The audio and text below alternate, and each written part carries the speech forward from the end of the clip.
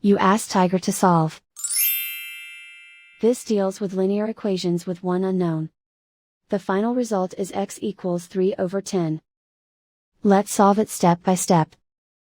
Simplify the expression. Expand the parentheses. Multiply the coefficients. Simplify the arithmetic. Expand the parentheses. Simplify the arithmetic. Group all constants on the right side of the equation.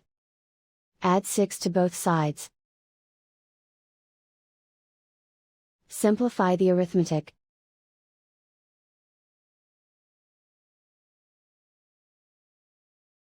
Isolate the x. Divide both sides by 20. Simplify the fraction. Find the greatest common factor of the numerator and denominator. Factor out and cancel the greatest common factor.